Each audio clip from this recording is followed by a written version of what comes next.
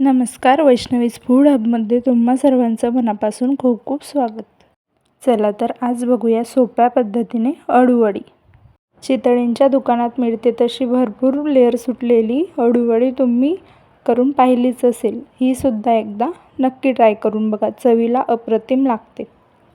त्यासाठी मी 10 ते 12 अळूचे पानं चांगले स्वच्छ धुवून पुसून घेतले. नंतर त्याचा देठाचा भाग काढून बारीक कापून घ्यायचे. नंतर त्यात टाकायचं 2 वाटी बेसन पीठ, 1 लहान वाटी तांदूळचं पीठ, तीळ, ओवा, हळद, मीठ, जिरं, अगदी थोडा गरम मसाला, हिरवी मिरची, लसूण आणि अद्रकचं वाटण, अगदी थोडं मिरची पावडर, बारीक केलेली साखर आणि चवीनुसार लिंबू पिळायचा. तुम्हाला जर लिंबू आवडत नसेल तर तुम्ही यामध्ये चिंचगुळाची चटणीही वापरू शकता, त्यानेही चव अगदी छान येते.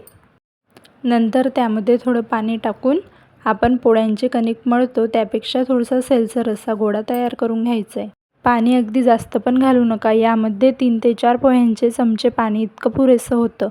नंतर मी दाखवलंय त्याप्रमाणे रोल करून 15 ते 20 मिनटं वाफवून घ्या. 15-20 मिनटानंतर त्यात सुरी अशी रोवून बघायची, ती क्लीन निघाली म्हणजे आपली अळूवडी चांगली वाफवली गेली. नंतर ती थोडी गार झाली की त्याचे दाखवले त्याप्रमाणे कट करून घ्यायची आणि चांगली मंद आचेवर गोल्डन ब्राऊन रंगावर तळून घ्यायची आणि वरून थोडा चाट मसाला टाकून चांगलं मिक्स करून घ्यायचं. अळूची पानं कमी जास्त झाली की बेसन पीठ आणि तांदूळच्या पिठाचा अंदाजही कमी जास्त करायला विसरू नका. सगळी अळूवडी ही मी अशाच पद्धतीने गोल्डन ब्राऊन रंगावर छान तळून घेतली आहे.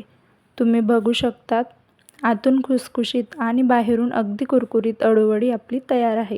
हवाबंद डब्यामध्ये तुम्ही हिला वाफवून 2 ते 3 दिवसासाठी सुद्धा आरामात ठेवू शकता आणि लागेल तेव्हा तळू शकता.